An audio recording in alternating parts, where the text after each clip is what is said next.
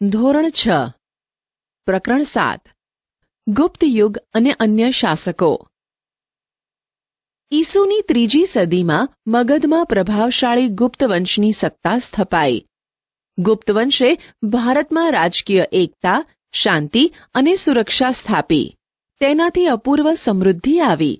આથી ગુપ્ત યુગને ભારતનો સુવર્ણ યુગ કહેવામાં આવે છે। સુવર્ણ યુગ એટલે દેશની સમગ્ર પ્રજાની સર્વોત્કૃષ્ટ પ્રગતિ, આબાદી। ગુપ્ત સમ્રાટોએ લોકોને શાંતિ અને સમૃદ્ધિ આપી, જેની પ્રશંસા વિદેશી મુસાફરોએ પણ કરી છે। ગુપ્ત યુગનો સુવર્ણ યુગ ઘણે અંશે ગુપ્ત સમ્રાટોનું સર્જન હતું। ચંદ્રગુપ્ત પહેલો મગધના સામ્રાજ્યમાં શ્રીગુપ્ત ગુપ્ત વંશનો સ્થાપક હતો। તેના પુત્રનું નામ ઘટોત્કચ ગુપ્ત હતું। ઘટોત્કચ ગુપ્તના અનુગામી રાજા તરીકે ચંદ્રગુપ્ત પ્રથમ ઈસવીસન 319 પાટલીપુત્રની ગાદીએ આવ્યો। તેણે શક્તિશાળી લિચ્છવી જાતિની કન્યા કુમારદેવી સાથે લગ્ન કર્યા। લિચ્છવીઓની સહાયથી તેણે મગધના રાજ્યનો વિસ્તાર કર્યો। તેણે મગધની પાસેના પ્રયાગરાજ એટલે કે અલ્હાબાદ, સાકેત, અયોધ્યા જીતી લઈ મગધનો વિસ્તાર વધાર્યો। તેણે મહારાજને બદલે મહારાજાધિરાજ જેવું ગૌરવપ્રદ બિરુદ ધારણ કર્યું હતું। તેણે પોતાની સત્તા અને પ્રતિષ્ઠાની પ્રતીતિ કરાવવા સોનાના સિક્કા બહાર પડાવ્યા હતા। તેનો રાજ્યાભિષેક થયો ત્યારથી તેણે ગુપ્ત સંવત શરૂ કરાવ્યો। સૌરાષ્ટ્રના વલ્લભી રાજ્યના શાસકોએ પણ આ ગુપ્ત સંવતનો સ્વીકાર કર્યો હતો। ગુપ્ત સંવતના આરંભના કારણે હિંદના ઇતિહાસમાં કાળગણના અને કાળક્રમ અનુસાર ઐતિહાસિક બનાવોની ગોઠવણી શક્ય બની। સમ્રાટ સમુદ્રગુપ્ત ચંદ્રગુપ્ત પ્રથમ પછી તેનો પ્રતાપી પુત્ર સમુદ્રગુપ્ત ગાદીએ આવ્યો। સમુદ્રગુપ્તના સમયની માહિતી પ્રયાગરાજના સ્તંભલેખ એટલે કે પ્રયાગ પ્રશસ્તિ અને તેના સિક્કાઓમાંથી મળે છે। આ પ્રશસ્તિ રાજકવિ હરિશેણે રચી છે। તેમાં સમ્રાટ સમુદ્રગુપ્તના દિગ્વિજયો અને સાંસ્કૃતિક સિદ્ધિઓ વર્ણવી છે। તેણે ખૂબ જ ઓછા સમયમાં ઉત્તર ભારતના મોટા ભાગના રાજ્યોથી માંડી અફઘાનિસ્તાનના કુષાણ શાસનતંત્ર સુધી તેની વિજયયાત્રા કરી હતી। દક્ષિણમાં લગભગ 12 જેટલા રાજાઓને હરાવ્યા। તેણે આ રાજાઓને હરાવીને તેમના રાજ્યો ખાલસા કરવાને બદલે તેઓને ખંડિયા રાજાઓ તરીકે ડહાપણપૂર્વક પુનઃ સ્થાપિત કર્યા। રાજ્યનો વહીવટ ચલાવવા રાજ્યપાલો અને અધિકારીઓની નિમણૂક કરવામાં આવતી। સમુદ્રગુપ્ત મહાન વિજેતા અને સંસ્કારી સમ્રાટ હતો। તેની સાહિત્યિક સિદ્ધિઓ અને ચારિત્ર્ય પણ નોંધપાત્ર હતા। તેણે અનેક કાવ્યોની રચના કરી કવિરાજનું બિરુદ મેળવ્યું હતું। કમનસીબે તેનું આજે એક પણ કાવ્ય મળતું નથી। એક સિક્કામાં સમુદ્રગુપ્તને વીણા વગાડતો દર્શાવવામાં આવ્યો છે, જે તેનો સંગીત પ્રેમ દર્શાવે છે। તેના શાસનકાળ દરમિયાન અનેક મંદિરો, બૌદ્ધ વિહારો અને જૈન ઉપાશ્રયો બંધાયા હતા। તેણે અશ્વમેઘ યજ્ઞ કર્યો હતો। આ સંદર્ભે તેણે સિક્કા પડાવ્યા હતા। તેણે પોતાના દરબારમાં વિદ્વાનોને એકત્રિત કરી ઉચ્ચ પ્રકારનું સાહિત્ય સર્જન કરાવ્યું હતું। જ્ઞાનીઓ તેની અને તે જ્ઞાનીઓની સોબત ઈચ્છતા હતા। તેણે હિન્દુ ધર્મને ઉત્તેજન આપ્યું હતું। તેણે સામાજિક રીતરિવાજોને સ્વીકાર્યા હતા। પ્રાચીન ભારતના ઇતિહાસમાં સમુદ્રગુપ્તનું સ્થાન વિશિષ્ટ અને નોંધપાત્ર છે। ગુપ્ત સામ્રાજ્યની મહત્તાનો તે સર્જક હતો। સમ્રાટ ચંદ્રગુપ્ત બીજો વિક્રમાદિત્ય ઈસવીસન 375માં સમુદ્રગુપ્તનું અવસાન થયું। તેના સ્થાને ચંદ્રગુપ્ત બીજો ગાદી ઉપર આવ્યો। તેણે પિતાએ વારસામાં આપેલા વિશાળ સામ્રાજ્યને સફળતાપૂર્વક સાચવ્યું। એટલું જ નહીં, પણ કેટલાક વિજયો મેળવીને સામ્રાજ્યનો વિસ્તાર વધાર્યો। ચંદ્રગુપ્ત બીજો ગુપ્ત વંશનો સૌથી પ્રતિભાશાળી શાસક હતો। તેના સામ્રાજ્યની સરહદો શક રાજ્યને અડકીને આવી હતી। તેણે ગુજરાત ઉપર હુમલો કરી શક ક્ષત્રપ વંશના રાજ્યનો અંત આણ્યો। આ વિજયની યાદમાં શકારી બિરુદ ધારણ કર્યું। તે વિક્રમાદિત્ય પણ કહેવાયો। તેણે 300 વર્ષથી પગદંડો જમાવીને બેઠેલા શક ક્ષત્રપોને હાંકી કાઢવા માટે શક્તિશાળી રાજ્યો સાથે લગ્ન સંબંધો બાંધી તેમની મદદથી પોતાનું સૈન્યબળ વધાર્યું। આ લગ્ન સંબંધો તેને પોતાના સામ્રાજ્યના વિસ્તારમાં અને દુશ્મનોને મહાત કરવામાં ખૂબ ઉપયોગી થયા. તેણે જીતેલો નવો પ્રદેશ ઘણો જ અગત્યનો હતો. ગુજરાત અને સૌરાષ્ટ્રના સમૃદ્ધ પ્રદેશો ભૃગુ કચ્છ, ભરૂચ અને સ્તંભ તીર્થ ખંભાતના ધીકતા બંદરો ગુપ્ત સામ્રાજ્યને મળ્યા. પરિણામે રાજ્યનો દરિયાઈ વેપાર ખૂબ વધ્યો અને ગુપ્ત રાજાઓ અખૂટ સંપત્તિના માલિક બન્યા. ચંદ્રગુપ્ત દ્વિતીયના સમયમાં આવેલા ચીની યાત્રાળુ ફાહિયાએ ગુપ્ત રાજ્ય વહીવટના અને ગુપ્ત સામ્રાજ્યની સમૃદ્ધિના વખાણ કર્યા છે. ચંદ્રગુપ્ત બીજો વૈષ્ણવ ધર્મી હોવા છતાં અન્ય ધર્મો પ્રત્યે ખૂબ આદરભાવ ધરાવતો હતો. તેનો સેનાપતિ આમ્રકાર દેવ બૌદ્ધ ધર્મી અને રાજ્યમંત્રી વરસેન શૈવ ધર્મી હતો. રાજધાની પાટલીપુત્રમાં પણ અનેક બૌદ્ધ મઠો આવેલા હતા. તેના શાસનકાળ દરમિયાન મેળવેલ સાંસ્કૃતિક સિદ્ધિઓને કારણે જ ગુપ્તયુગ સુવર્ણ યુગ બની શક્યો. તે વિદ્વાનો અને કવિઓનો આશ્રયદાતા હતો. સંસ્કૃત ભાષાના મહાન કવિ અને નાટ્યલેખક કાલિદાસ તેના રાજકવિ હતા. ધન્વંતરી તેના રાજવૈદ્ય હતા. વૈજ્ઞાનિક વરાહમિહિર, વૈતાલ ભટ્ટ, અમરકોશના રચયિતા અમરસિંહ જેવા રત્નોથી તેનો રાજદરબાર શોભતો હતો. તેના સમયમાં શિલ્પ, સ્થાપત્ય અને ચિત્રકલાનો સુંદર વિકાસ થયો. અજંતાના ઘણા કલાપ મંડપો તેના સમયમાં તૈયાર થયા. તેણે રાજધાની પાટલીપુત્રમાં અનેક બૌદ્ધ મઠો બંધાવ્યા હતા. દિલ્હી પાસેનો મહેરોલી લોહસ્તંભ તેના સમયમાં સ્થપાયો, જેને સદીઓ સુધી તાપ અને વરસાદમાં રહેવા છતાં કાટ લાગ્યો નથી. તેણે પાટલીપુત્ર ઉપરાંત ઉજ્જૈનને બીજી રાજધાની બનાવી. તેણે રાજ્યને જુદા જુદા વહીવટી એકમોમાં વહેંચી સુવ્યવસ્થિત વહીવટ ચલાવ્યો. લગભગ ઈસવીસન 414ના અરસામાં મહાન સમ્રાટ ચંદ્રગુપ્ત વિક્રમાદિત્યનું અવસાન થયું. કુમારગુપ્ત પહેલો. ચંદ્રગુપ્ત બીજાના અવસાન પછી તેનો પ્રતાપી પુત્ર કુમારગુપ્ત પહેલો ગાદીએ આવ્યો. તેનો શાસનકાળ શાંતિ અને સમૃદ્ધિનો યુગ હતો. તેણે વિશાળ સામ્રાજ્યને જાળવી રાખ્યું હતું. તેના સમયમાં પુષ્યમિત્ર જાતિના લોકોએ બળવો કર્યો હતો. આ બળવાને તેના પુત્ર સ્કંદગુપ્તે તરત જ શમાવી દીધો હતો. તેના સમયમાં સામ્રાજ્યની ઉત્તર સરહદે હુણોએ હુમલા શરૂ કર્યા હતા. સ્કંદગુપ્તે તેમને પાછા કાઢ્યા હતા. કુમારગુપ્ત કાર્તિકેયનો ભક્ત હતો અને તે ધર્મસહિષ્ણુ રાજા હતો. તેણે બૌદ્ધો અને જૈનોને પણ દાન આપ્યા હતા. નાલંદાની પ્રસિદ્ધ બૌદ્ધ વિદ્યાપીઠ તેના સમયમાં સ્થપાઈ હતી. અજંતાની કેટલીક ગુફાઓ તેના સમયમાં તૈયાર થઈ. સ્કંદગુપ્ત. કુમારગુપ્ત પહેલા પછી તેનો વીરપુત્ર સ્કંદગુપ્ત ગાદી પર બેઠો. તે ગુપ્ત યુગનો છેલ્લો મહાન રાજા હતો. ગિરનારના અભિલેખમાં જણાવ્યા પ્રમાણે તેણે શાસનકાળના શરૂઆતના વર્ષોમાં હુણોને હરાવ્યા હતા. હુણો સાથેની લડાઈમાં પુષ્કળ દ્રવ્ય વપરાઈ ગયું. પરિણામે ગુપ્ત સામ્રાજ્યની આર્થિક સંપત્તિમાં ઓટ આવી. સ્કંદગુપ્ત પછીના નિર્બળ શાસકો જનુની અને શક્તિશાળી હુણોના આક્રમણને ખાળી શક્યા નહીં અને ગુપ્ત સામ્રાજ્ય ઈસવીસન 550માં છિન્ન ભિન્ન થઈ ગયું. ગુપ્ત યુગની શાસન વ્યવસ્થા. ગુપ્ત યુગના શાસનતંત્ર વિશે આપણને અભિલેખો, સ્મૃતિઓ અને પુરાણોમાંથી માહિતી મળે છે. તે પ્રમાણે શાસનતંત્ર કેન્દ્રીય, પ્રાંતીય અને સ્થાનિક એમ 3 વિભાગોમાં વહેંચાયેલું હતું. કેન્દ્રીય વહીવટીતંત્ર.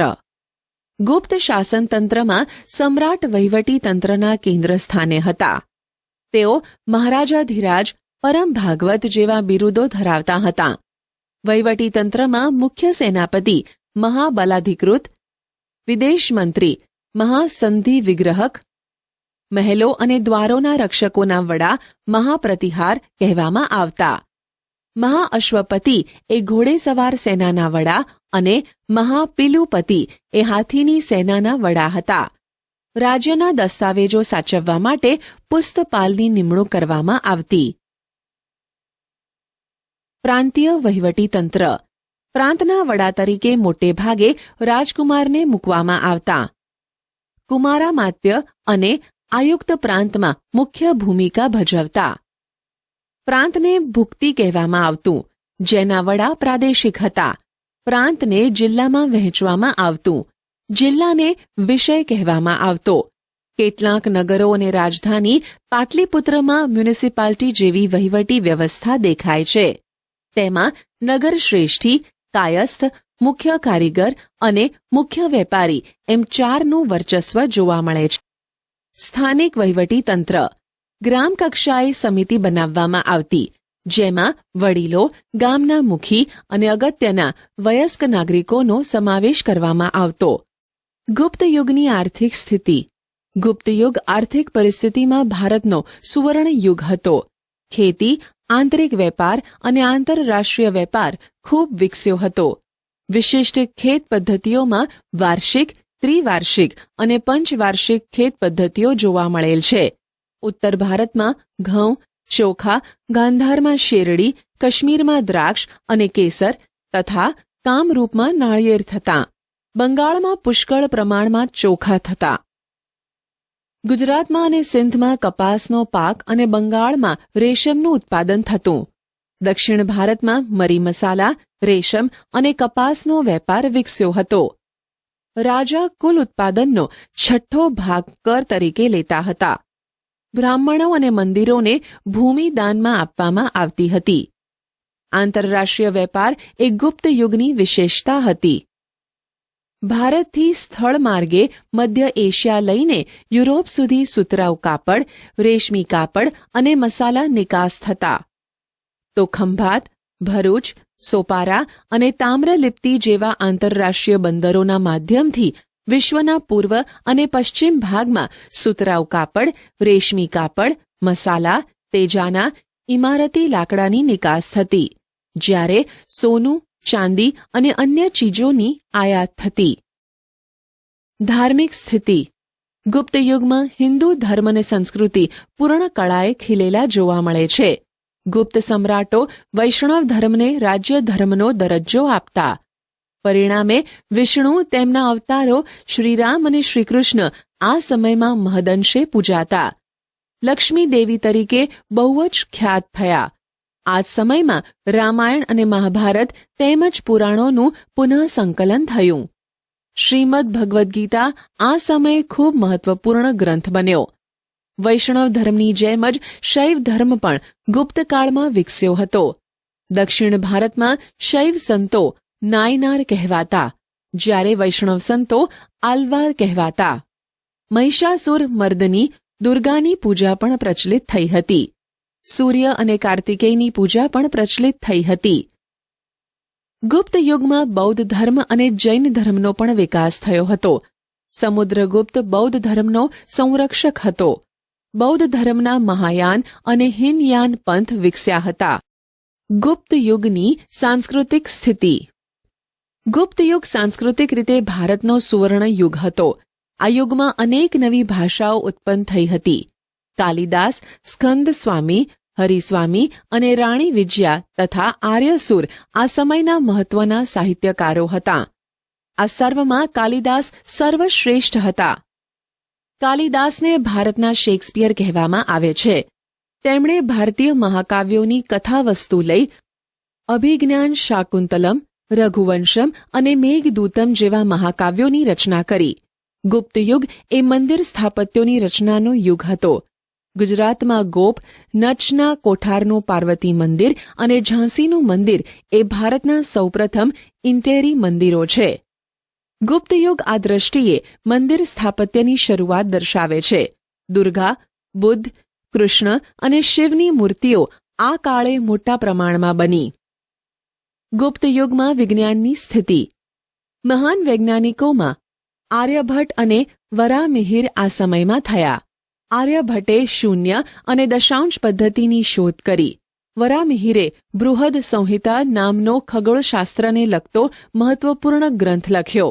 વાઘભટ્ટે આયુર્વેદ ક્ષેત્રે અષ્ટાંગ હૃદય સંહિતા નામનો મહાન ગ્રંથ લખ્યો. આ કાળે મનુષ્યો અને પ્રાણીઓ માટે વૈદક શાસ્ત્ર વિકસ્યું હતું. હાથી ઘોડાની દવાઓ પણ શોધાઈ હતી. રસાયણશાસ્ત્રનો પણ ખાસો વિકાસ થયો હતો. તેનું સર્વશ્રેષ્ઠ ઉદાહરણ દિલ્હી પાસે આવેલો મહેરોલીનો લોહસ્તંભ છે, જેને હજી સુધી કાટ લાગ્યો નથી. સમ્રાટ હર્ષવર્ધન. ગુપ્તયુગ પછી પ્રાચીન ભારતના મહત્વપૂર્ણ રાજ્યોમાં હર્ષવર્ધનનું રાજ્ય ગણાય છે. તેઓ થાણેશ્વરના પુષ્યભૂતિ વંશના હતા. પ્રભાકર વર્ધનના પુત્ર રાજ્યવર્ધન અને હર્ષવર્ધન હતા, જ્યારે તેમની પુત્રી રાજ્યશ્રી હતી. રાજ્યશ્રી કનોજના રાજા ધ્રુવવર્માને પરણી હતી. ગૌડ રાજવી શશાંક અને માલવ રાજે રાજ્યશ્રીનું અપહરણ કરી રાજ્ય પર આક્રમણ કરતા મોટી કટોકટી ઊભી થઈ. રાજ્યવર્ધનનું મૃત્યુ રાજ્યશ્રીને બચાવવા જતા થયું. આવી કટોકટીભરી પરિસ્થિતિમાં ઈસવીસન 606માં સમ્રાટ હર્ષે રાજ્યારોહણ કર્યું. તેમણે રાજ્યશ્રીને બચાવ્યા. એટલું જ નહીં, રાજ્યશ્રીનું રાજ્ય કનોજ અને થાણેશ્વર એમ બંને રાજ્યો પર પોતાનું યોગ્ય શાસન શરૂ કર્યું. હર્ષવર્ધન પ્રાચીન ભારતના છેલ્લા મહાન સમ્રાટ હતા. તેમણે મગધ, ઓડિશા, સારસ્વત, ગૌડ, મિથિલા સુધી પોતાનું સામ્રાજ્ય ફેલાવ્યું હતું. તેના સમકાલીન રાજ્યોમાં વલ્ભીના મૈત્રક રાજા ધ્રુવસેન તેના જમાઈ હતા. દખ્ખણમાં પુલકેશી બીજો સૌથી શક્તિશાળી રાજા હતો. હર્ષવર્ધન અને પુલકેશી વચ્ચે થયેલા નર્મદાના યુદ્ધમાં સમ્રાટ હર્ષનો પરાજય થયો. હર્ષ મોટે ભાગે નર્મદાથી ઉત્તરના શક્તિશાળી રાજા ગણાતા હતા. સમ્રાટ હર્ષનું સાંસ્કૃતિક પ્રદાન બહુ જ અગત્યનું હતું. તેના સમયમાં મહાન ચીની યાત્રી યુઅન શ્વાંગ ભારત આવ્યા હતા. તેમના રાજદરબારમાં રહ્યા હતા. હર્ષ શૈવ ભક્ત હતા અને પછીથી બૌદ્ધ ધર્મના મહાન અનુયાયી બન્યા. તેમણે કનોજમાં યુઅન શ્વાંગના અધ્યક્ષપદે એક ધર્મ પરિષદનું આયોજન કર્યું. બુદ્ધની પ્રતિમાને હાથીની અંબાડી પર મૂકી તેની પૂજા કરાવી સ્થાપિત કરી હતી. મહાયાન અને હીનયાન સંપ્રદાયો વિશે આ પરિષદમાં ગોષ્ઠી યોજાઈ હતી. સમ્રાટ હર્ષ સાહિત્ય, કલા અને વિદ્યા પ્રત્યે અનુરાગ રાખતો હતો. તેના દરબારમાં મહાન કવિ બાણભટ્ટ સંકળાયેલા હતા, જેમણે હર્ષચરિતમ અને કાદંબરી જેવા સંસ્કૃત સાહિત્યના મહાન ગ્રંથો લખ્યા હતા. મયુરભટ્ટ અને કવિ જયસેન પણ હર્ષના સમયના મહાન કવિઓ હતા. સમ્રાટ હર્ષ પોતે પણ ઉચ્ચ કોટીના સાહિત્યકાર હતા. તેમણે પ્રિયદર્શિકા અને રત્નાવલી નામના 2 નાટકોની રચના કરી હતી. સાથે સાથે ભગવાન બુદ્ધની જાતક કથાઓ ઉપરથી નાગાનંદ નામનું વિશિષ્ટ નાટક પણ લખ્યું હતું. હર્ષે અન્ય દેશો સાથે પણ મૈત્રી સંબંધો બાંધ્યા હતા. તેમણે પોતાના દૂત મંડળને ચીનમાં મોકલ્યા હતા. તે જ રીતે ચીનથી ભારતમાં ચીનના દૂત મંડળે મુલાકાત લીધી હતી. આ દ્રષ્ટિએ સમ્રાટ હર્ષ એક ઉચ્ચ કોટીના શાસક, વિજેતા, વહીવટીકર્તા અને સાહિત્યકાર હતા. તેમણે નાલંદા વિદ્યાપીઠને નિભાવવા માટે 100 ગામ ભેટમાં આપ્યા હતા. પુલકેશી બીજો. સમ્રાટ હર્ષના સમકાલીન રાજ્યોમાં સૌથી શક્તિશાળી ચાલુક્ય વંશી રાજા પુલકેશી બીજા હતા. તેમણે મહારાષ્ટ્રમાં રાષ્ટ્રકૂટો પાસેથી સત્તા આંચકી રાજ્ય સ્થાપ્યું. પુલકેશી બીજાએ 40 વર્ષ જેટલા લાંબા સમય સુધી શાસન કર્યું હતું. તેણે સમ્રાટ હર્ષને પણ હરાવ્યા હતા. તે મહાન વિજેતા હતા. તેણે દક્ષિણ ભારતના કદંબો, માહેશ્વરના ગંગો, કોંકણના મૌર્યોને હરાવી દક્ષિણ પથના સ્વામીનું બિરુદ પ્રાપ્ત કર્યું હતું. લાટ, માલવ અને ગુર્જરોને પણ તેણે હરાવ્યા હતા. કર્ણાટક, મહારાષ્ટ્ર અને કોંકણ એ સમગ્ર વિસ્તારનો તે સ્વામી હતો. હર્ષની જેમ તેણે પણ અન્ય દેશો સાથે સંબંધો વિકસાવ્યા હતા. તેણે ઈરાનમાં પોતાના એક રાજદૂતને મોકલ્યો હતો. ઈરાનના શહેનશાહ ખુશરો બીજા તેના મિત્ર હતા. અન્ય રાજ્યો. આ સમયે અન્ય રાજ્યોમાં કાંચીના પલ્લવો, રાજસ્થાનના ગુર્જર પ્રતિહારો, વલ્ભીના મૈત્રકો, દક્ષિણ ગુજરાતમાં ગુર્જરો, કાશ્મીરમાં કરકોટકો વગેરેનો સમાવેશ થાય છે, જેમાં કાંચીના પલ્લવો સ્થાપત્ય અને કલાને લીધે પ્રખ્યાત થયા હતા. તેમણે બ્રહ્મા, વિષ્ણુ, મહેશની અનેક મૂર્તિઓ શિલાઓમાં કંડારી મંદિરો બંધાવ્યા હતા. મહાબલીપુરમના સમુદ્ર તટે રથ મંદિરો બંધાવનારા પલ્લવોએ ભારતની સાંસ્કૃતિક સમૃદ્ધિમાં વધારો કર્યો છે. કાંજીવરમમાં તેમણે બંધાવેલું કૈલાશનાથ મંદિર તે સમયનું સૌથી શ્રેષ્ઠ મંદિર ગણાવી શકાય.